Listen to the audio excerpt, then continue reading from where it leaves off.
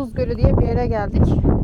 Burası kuru bir göl mü yoksa normal içinde su olan bir göl mü bilmiyorum. Bakacağız hep beraber. Test edeceğim. Tuz mu değil mi diye. Aha. Take it off your Here is salt water. yes salt. Aha. You can a little. Bir dakika dur. A little one. Vay. Dur bir dakika şöyle göstereyim ben. Anam bildiğin tuz. Bak gittiğim kaç yerde tuz kaynakları var. İran dünyada birinci olmalı yani. Tuzu bir test edelim bakalım. Alamıyorum ki. Alamadım ki. Aha. Küçük şey.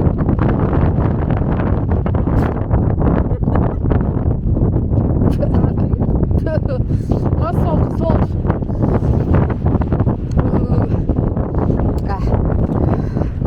Burası hafif ıslanmış yağmurdan sonra.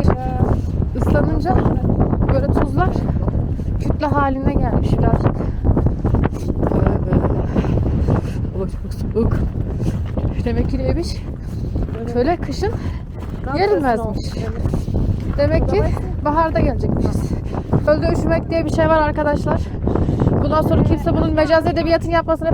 Arkadaşlar tuz insandaki negatif enerjiyi alıyormuş. Alsın bakalım. Tabii alacak enerji bulursa.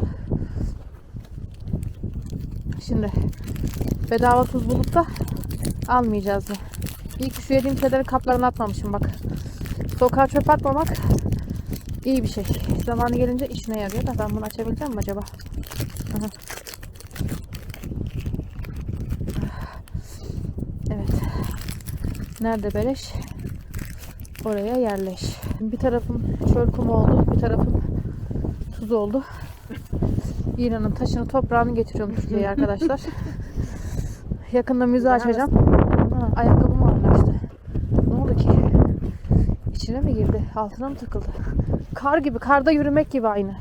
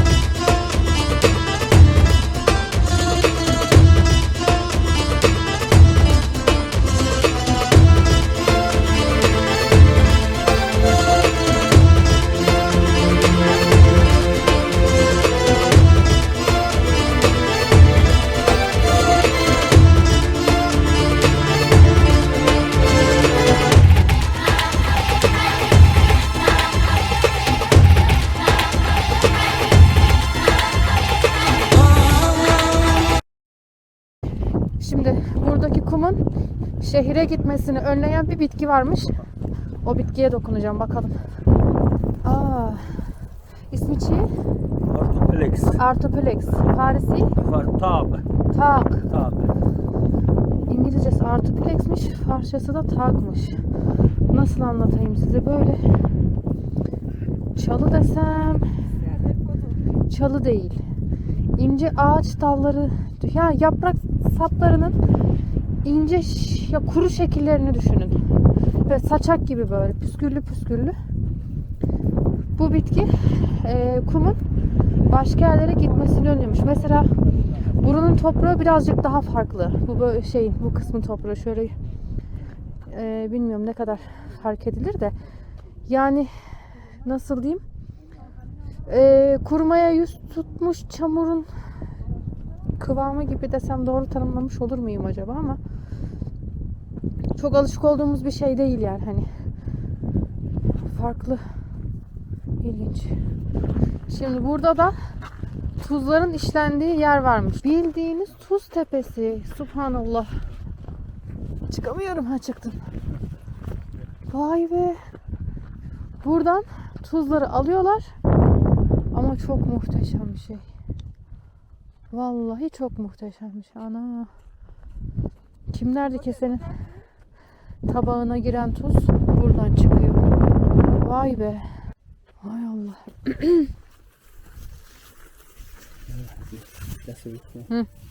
Vay be, kar gibi, Evet, çok çok, çok. güzel, çok güzel. Alacağım. Aha. Benim var ya, kilo hakkım bunlarla dolacak bence. Koydum içine. Ya. Tamam. Peki. Vay, çok güzel. Turkey very good. Ya, Ha. ya, I will bring. So, Bigri. plastic full. Heh, no, enough. Thank you. Okay. Kafi. Kafi, Heh, kafi. Kafi. Heh.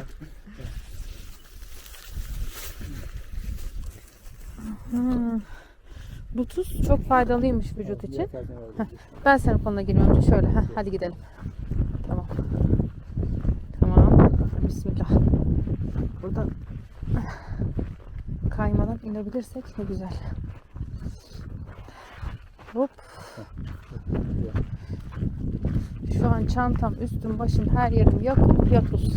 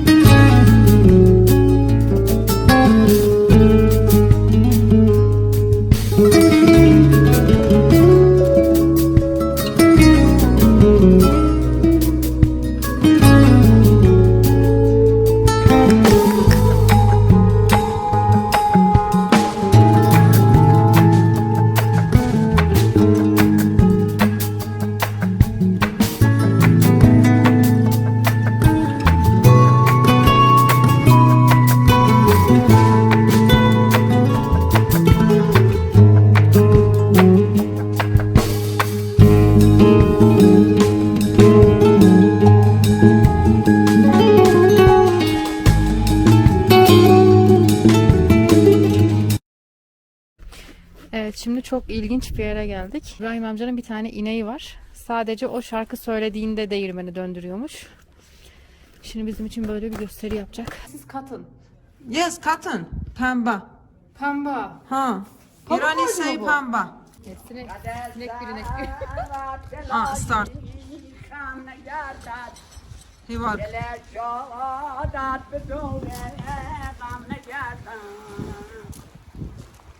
Ja. Yavaş çaldı. Geç canım. Gel.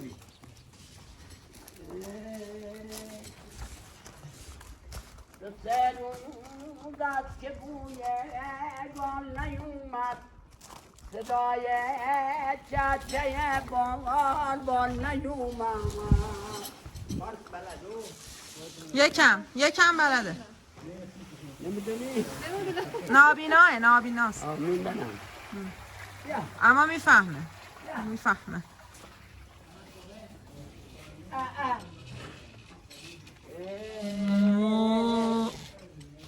شبی تا با هم رنگ دلم بود جواب یار گفتم مشکلم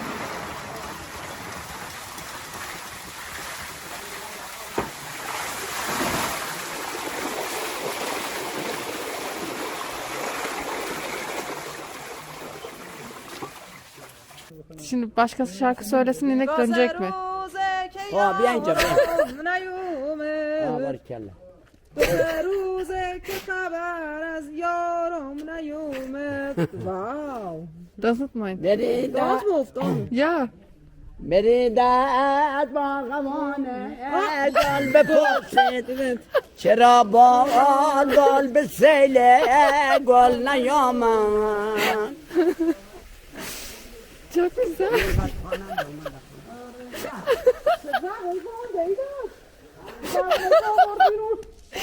İnanmıyorum. Resmen inek ondan başkasının sesini dinlemiyor. لا بات نه بات. کار نمیکنه بیا اینجا Bismillahirrahmanirrahim. بیا بیا Ya. Bismillah.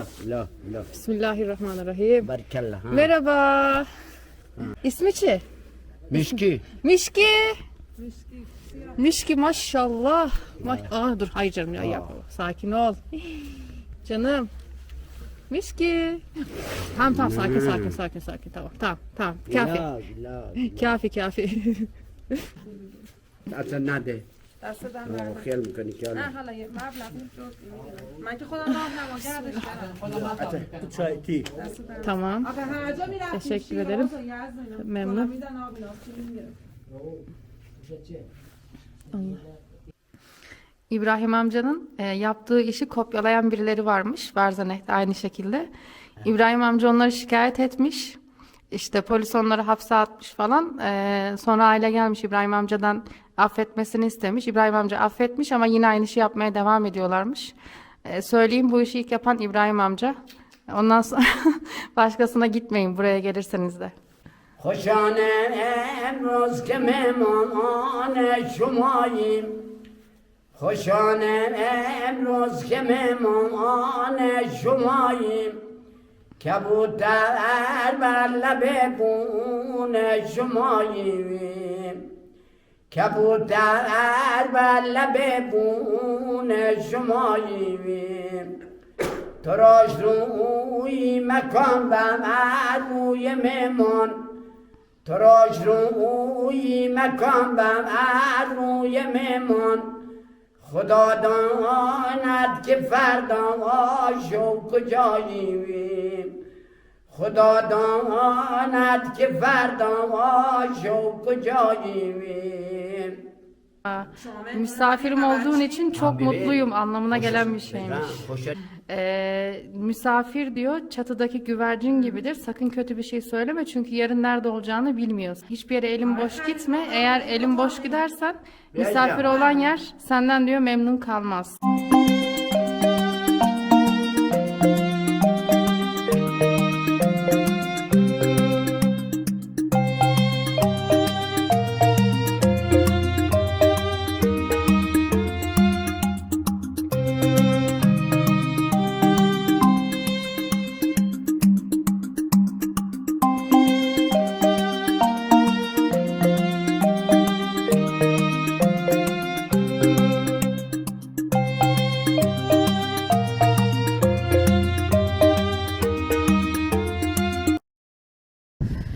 Şimdi burada geleneksel bir ev varmış.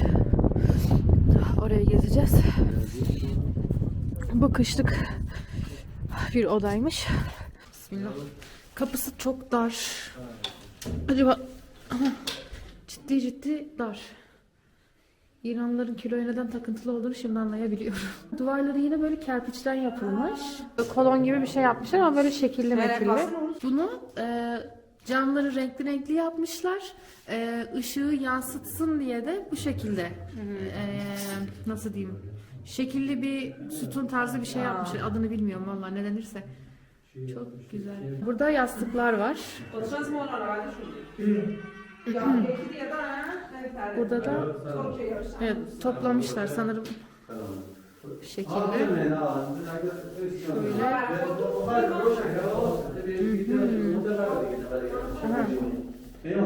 Burada da işte böyle şeyler var. Çayımızı da burada içecekmişiz. Evet bu da marziye. Selam, nasılsın? İyiyim canım. Şakır şakır Türkçe konuşuyor bak görüyorsunuz. Çay diyor, İran diyor. Şakır şakır Türkçe konuşuyor. Beyefendi de üniversitede jeoloji hocasıymış. Mısır Rıza'nın kardeşi. Jeoloji. Zaten İran için muhteşem yani. Şu an benim gezdiğim yerler kadarıyla muhteşem. Şimdi sıcaklığı tutsun diye bu şekilde yapmışlar. Çünkü burada hava sert değişiyor yani. Ama şişman olan insanlar için iki kanadı birden açılıyormuş. Sıkıntı yok yani. Koronadan önce çok fazla gelip gidenleri varmış ama korona olunca turist gelmez olmuş. Aynı zamanda İran'daki kötü hani politik durum yüzünden de iyice azalmış. Ama çok iyi insanlar. Yani şöyle söyleyeyim size. Mr. Rıza yani bizi gezdiren kişi bana her şeye dokundurdu. Yani böyle ne bileyim bir bitki olsun, bir toprak olsun. Mesela avucuma alıp tuzları avucuma koyuyor. Ben güldükçe, mutlu oldukça o da mutlu oluyor böyle. Öyle ne bileyim kendimi çok iyi hissettim. Tavsiye ediyorum. Instagram hesaplarını kendi yorumlarımda paylaşırım. Ya da açıklamalarda paylaşırım. Yani eğer olur da buralara gelmek isterseniz kesinlikle tercih edin. Aynı zamanda ücretleri de çok uygun. Yani mesela normalde bizden 800.000 tümen istediler. Ama bizi yarı fiyatına gezdirecekler. Gezdiriyorlar yani. Dondurucu bir rüzgarla beraber çölde gün batımını izlemeye geldik. Yani izleyemesem de ya da bir tık aslında görüyorum. O kadar da değil. Ama bu anı hissetmek istiyorum. Kumlar uçuşuyor gözümüze, ağzımıza. Ama bu deneyimi yaşamak için değer.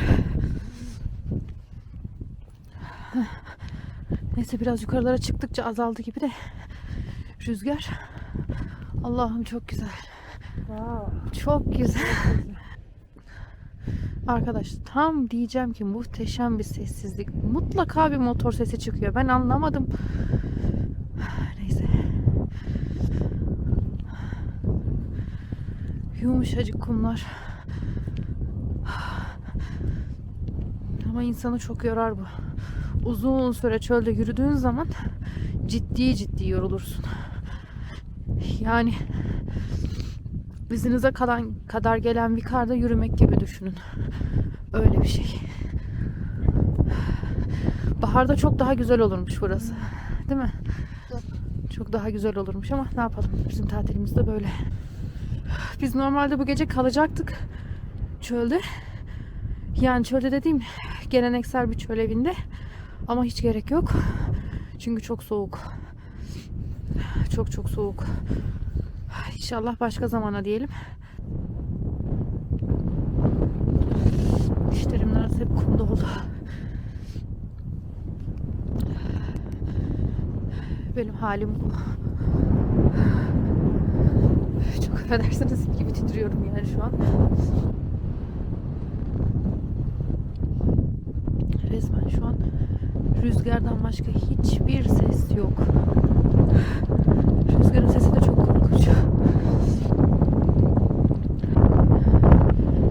Çöl birçok insanlar için mistik bir yer. Hatta birçok peygamberin çölden çıkması da insanlara bunu düşünürmüş aslında. Hatta derler ki cinlerle görüşmek isteyen insanlar çöllere gerilmiş. Mesela burada tabii şu an rüzgar var, duyamayız ama bazen çok enteresan sesler duyuluyormuş. Garç gurç böyle enteresan sesler. Düşünün, koskoca geniş bir alan, hiçbir şey yok ve sesler geliyor. Bu tabii ki de insanlarda farklı hisler uyandırmış olabilir.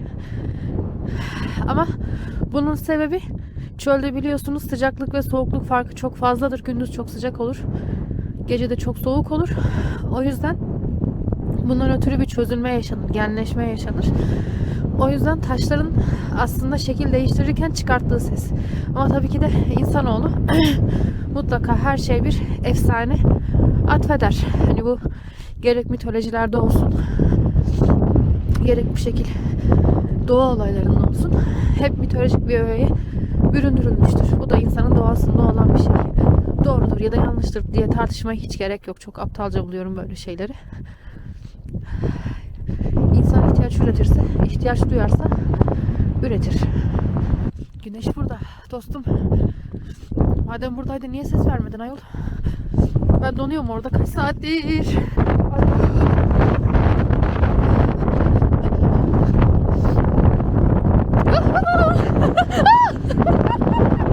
Koş. Koş.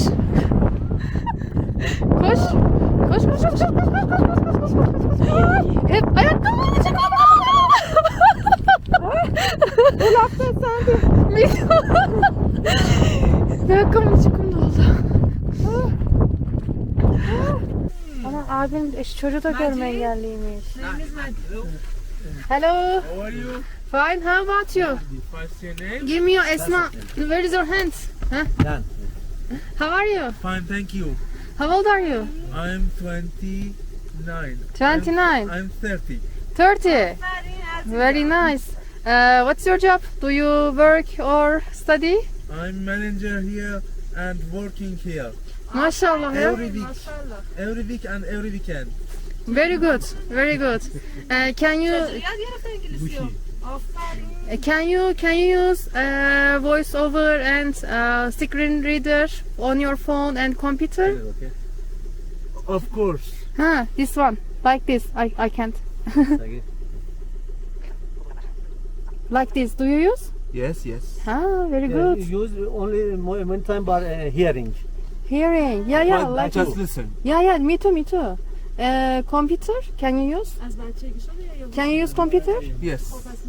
Why with JAWS or Just listen. just listen? Just listen. Searching by sound. Like you. Sound. I see. In Google. I see. Maybe you can learn it to use writing. Have you ever been blind school before? Yes, go to blind school and not possible learning special language. I see. Some problem in brains. Brains. I see. I see. What's your name? Esma. Esma. Yeah. Where are you from? Türkiye. Turkish. Yes. Provence. Istanbul. No, Eskişehir. I live in Eskişehir and I am working there as a teacher. Eskişehir is in the European part. No, middle of the Ankara. middle of the Anatolia. Yeah. Middle of the Anatolia, next to Istanbul by high speed train in 3 hours. How many stay in Iran? 13 days. 13 days. And how many stay here? Stay in night. Only one day. Huh? One day? Yes. Yeah, one day. Not just one day, half day. Oh. Half day, You yeah. should come back to Esfahan. Yeah, inshallah I want to come here spring. Thank you. Hoş geldin. Nice to meet you too, Majid. Have a good day. Have a good day too, goodbye. Take care yourself. Welcome. Have a safe trip. Bye bye. Thank you. Memnun. Hodafız. Şaka gibi. Ay azizim.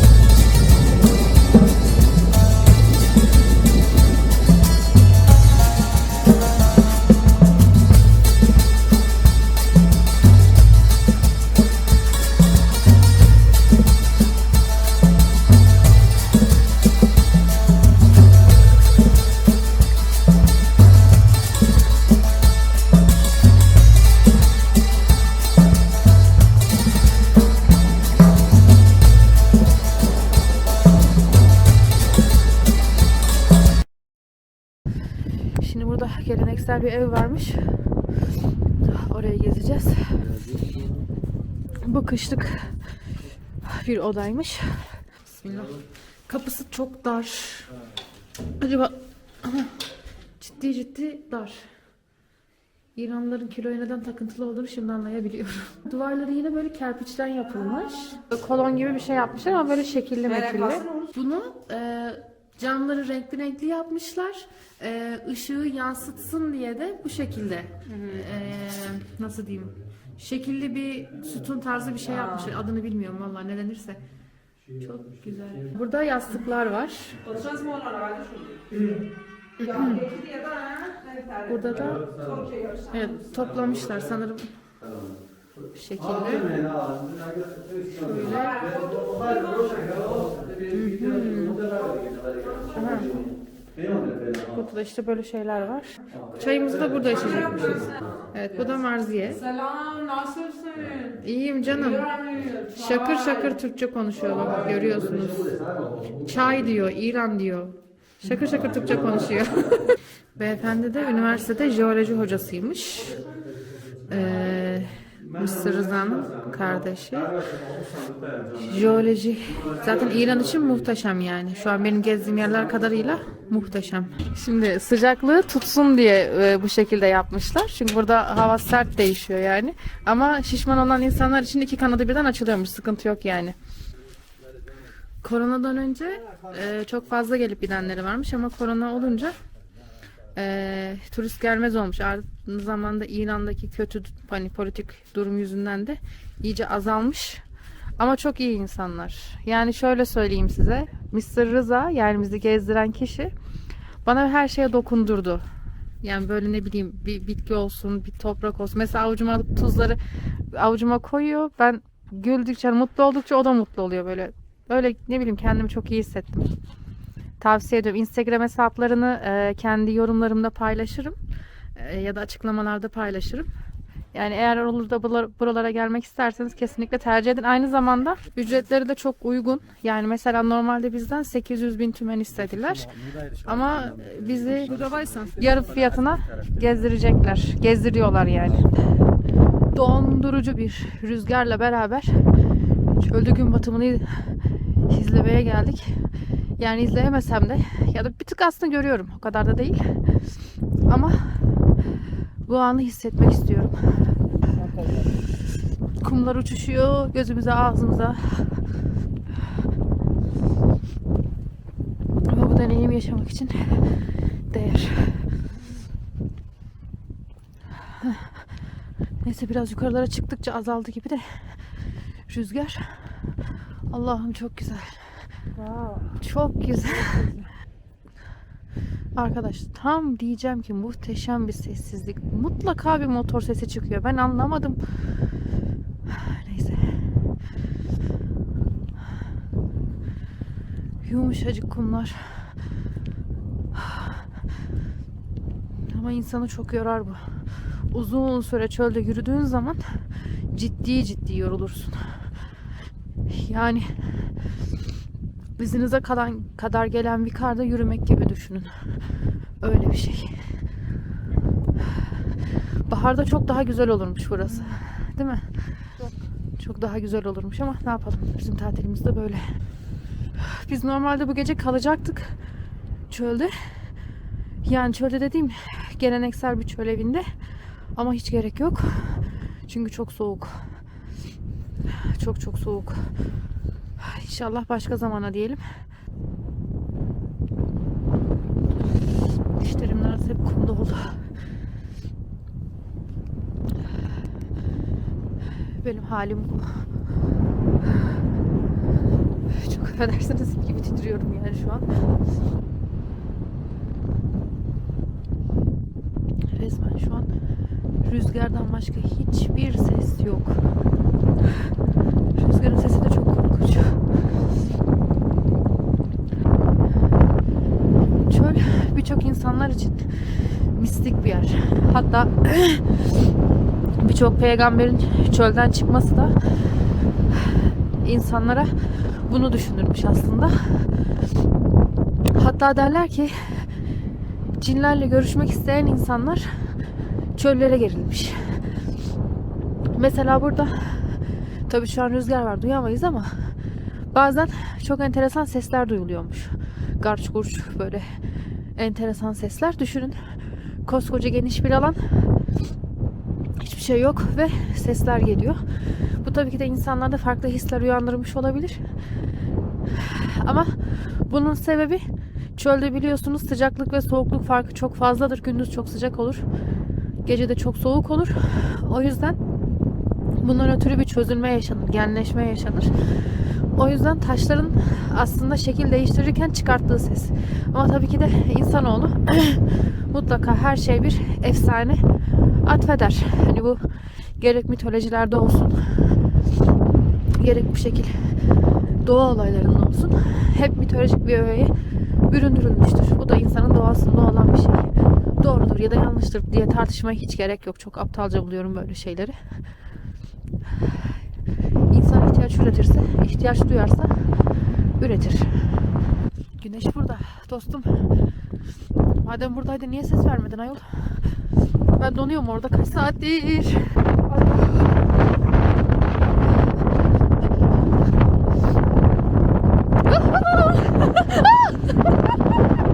Koş koş koş koş koş. Koş.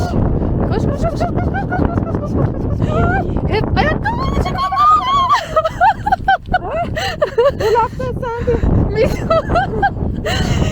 ayakkabım çıkımda oldu. Ama abim çocuğu da görme engelliymiş. Hello. How are you? Fine. How about you? What's your name? Give me your Esma. Where is your hands? Huh? Yani. How are you? Fine, thank you. How old are you? I'm 29. 29. I'm 30. 30. Very nice. What's your job? Do you work or study? I'm manager here and working here Maşallah ya. every week and every weekend. Very good. Very good. Can you can you use voice over and screen reader on your phone and computer? Okay. Of course. Huh, this one. Like this. I can't. Sagi. Like this. Do you use? Yes, yes. Ah, very Yeah, good. you use only one time by hearing. Hearing. Yeah, yeah. But Like just listen. yeah, me too, me too. Computer? Can you use? Can you use computer? Yes.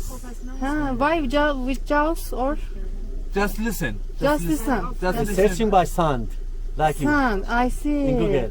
I see. Maybe you can learn it to use writing. Have you ever been blind school before? Yes, go to blind school and not possible learning a special language. Ah. I see. Some problem in brains. Brains. I see. I see. What's your name? Esma. Esma. Yeah.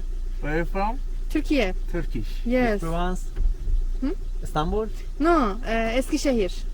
I live in Eskişehir and I am working there as a teacher. Eskişehir is in the part, European part. No. Middle of the Ankara. middle of the Anatolia. Yeah. Middle of the Anatolia, next to Istanbul by high speed train in 3 hours. How many stay in Iran? 13 days. 13 days. And how many stay here?